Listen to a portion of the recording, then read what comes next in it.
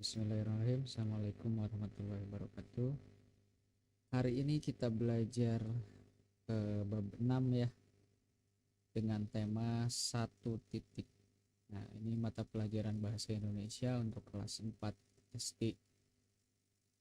Oke, tujuan pembelajarannya itu adalah begini adik-adik ya. Setelah mempelajari bab 6 ini, adik-adik diharapkan bisa mengidentifikasi dan memahami kata-kata baru pada teks. Kemudian yang kedua, menyampaikan pendapat tentang isi dan ilustrasi teks. Nah, pada pertemuan kali ini kita fokus dulu kedua tujuan pembelajaran ini.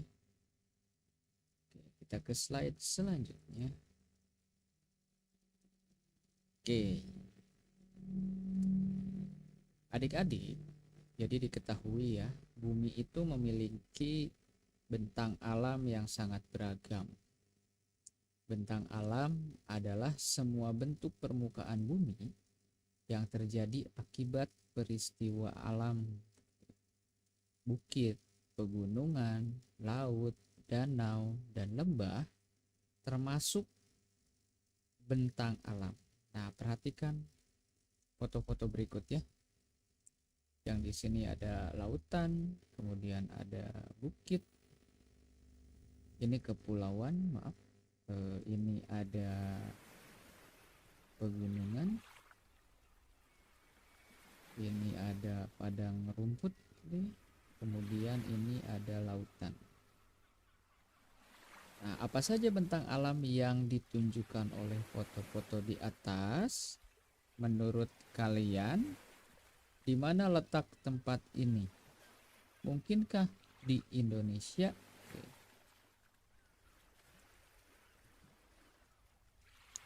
Oke, nah sekarang ada salah satu teks yang menarik yang harus dibaca oleh adik-adik. Bacalah teks di bawah ini dengan cermat. Judulnya adalah Raja Ampat ya. Mari kita baca adik-adik. Hai, aku Re. Aku dan teman-temanku akan berenang bersama. Kami tinggal di Pulau Misol, Raja Ampat, di Papua Barat. Kalau kalian melihat peta dunia, tempat tinggal kami adalah 1 titik di Indonesia bagian timur. Tempat tinggal kami dikelilingi lautan. Kalau kalian ingin berenang, kami cukup pergi ke pantai. Pantai di sini bersih, pasirnya putih, lembut, dan airnya jernih.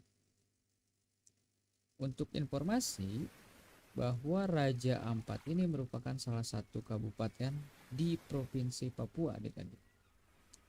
Papua Barat ya, yang berupa kepulauan. Dari banyak pulau yang ada, terdapat 4 yang paling besar. Pulaunya itu ya, yaitu ada Pulau Waigo, Pulau Batanta, Pulau Salawati, dan Pulau Misol. Sebagian penduduknya itu bekerja sebagai nelayan. Ini salah satu ilustrasi di Kepulauan Raja Ampat. Ya. Ada burung khas, kemudian di sini terdapat pulau. Kita lanjutkan teksnya. Beberapa tahun belakangan ini, pulau kami didatangi banyak turis. Ada turis dalam negeri, ada pula yang dari luar negeri. Mereka menyukai pemandangan di daerah kami, baik pemandangan di darat maupun pemandangan di laut. Nah, banyak wisatawan datang ke daerah kami untuk menyelam. Mereka tertarik akan beragam flora dan fauna di dalam laut. Kata mereka, Raja Ampat adalah surga bawah laut tercantik di dunia. Tentu saja kami setuju. Tidak semua wisatawan suka menyelam.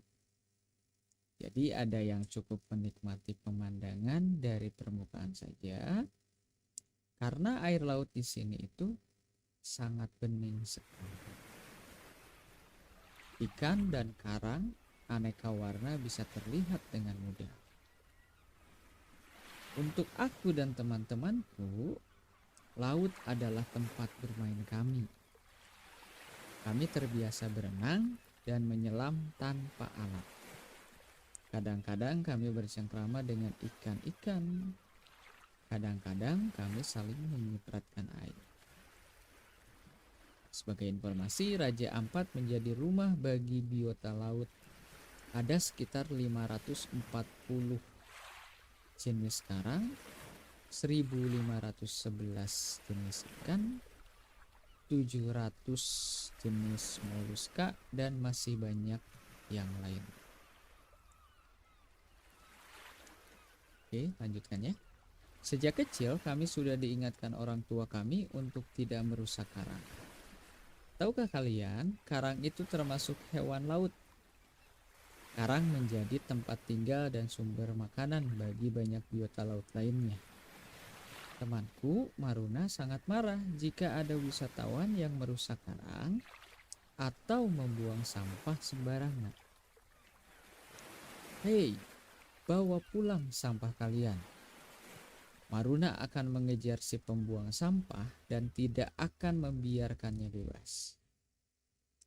Ya, sampah akan mencemari lingkungan tempat tinggal kami. Sampah juga akan membuat laut kami tercemar dan merusak karang serta biota laut lainnya. Jika karang rusak dan mati karena sampah atau perilaku lainnya, atau perilaku penyelam, ikan-ikan akan kehilangan tempat tinggal dan sumber makanan. Kalau itu sampai terjadi, ikan-ikan akan berkurang jumlahnya.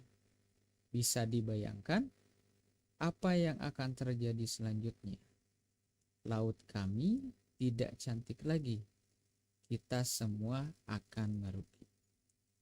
Nah, itu ya adik-adik, jadi para siswa, itu adalah salah satu cerita Raja Ampat ya, salah satu tempat kalau dilihat dari peta itu hanya satu titik ya, di bagian timur Indonesia. Cerita ditulis oleh B.E. Priyanti. Nah, sesuai tujuan pembelajaran, jadi kita akan menemukan kata-kata baru ya pada teks tersebut. Nah, tadi sudah ditandai di warna kuning ya. Oke, kita review lagi. Ada kepulauan teksnya. Nah, ada ini nih.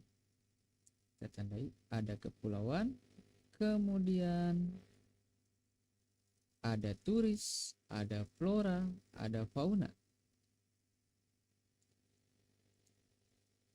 Nah, itu ya kata-katanya. Oke, sekarang perhatikan kata-kata yang ditandai pada cerita Raja Ampat. Yang pertama adalah kepulauan. Ya. Kepulauan itu adalah kumpulan beberapa pulau. Kemudian ada turis.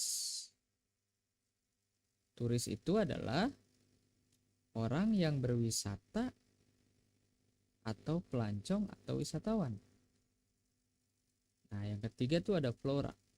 Flora itu dunia tumbuh-tumbuhan.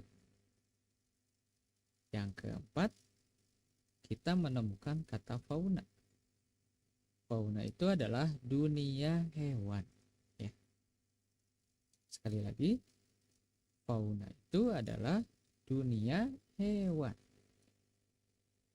Yang kelima,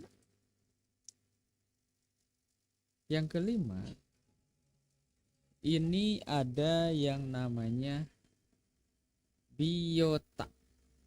Ya.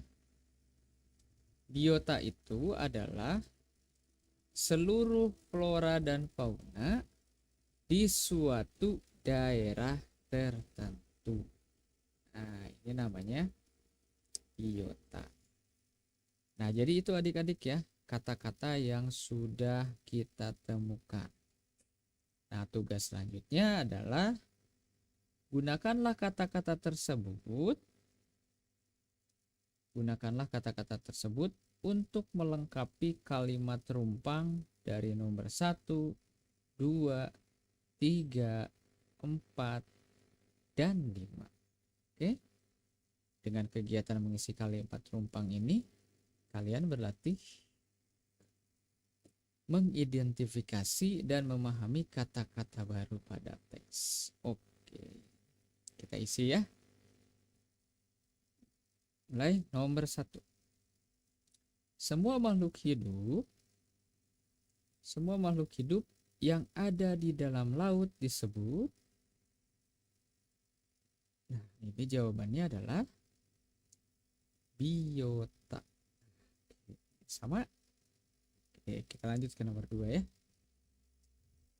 Kumpulan beragam jenis karang yang indah sering disebut sebagai taman laut. Walaupun karang itu termasuk, oke, jawabannya apa adik-adik? Fauna. Ya, jadi karang itu termasuk fauna. Ya, tadi ada di teks. Kita lanjutkan nomor 3. Indonesia merupakan negara titik-titik karena terdiri dari atas beribu-ribu pulau. Nah, jawaban yang paling tepatnya adalah kepulauan. Oke. Nomor 4. Peringatan harus diberikan kepada titik-titik yang membuang sampah seenaknya di sekitar perairan Raja Ampat. Jawaban yang paling tepat adalah turis. Nomor terakhir, nomor 5.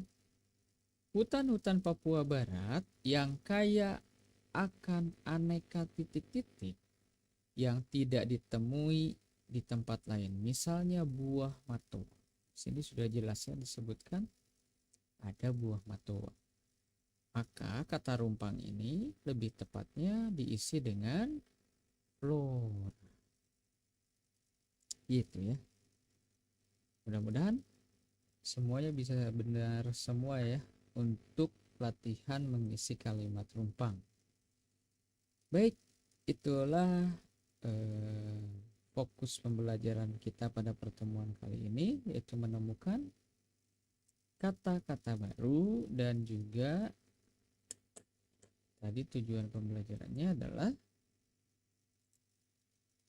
menyampaikan pendapat tentang isi dan ilustrasi teks. Itu akan ada di pertemuan berikutnya. Baik, terima kasih. Assalamualaikum warahmatullahi wabarakatuh.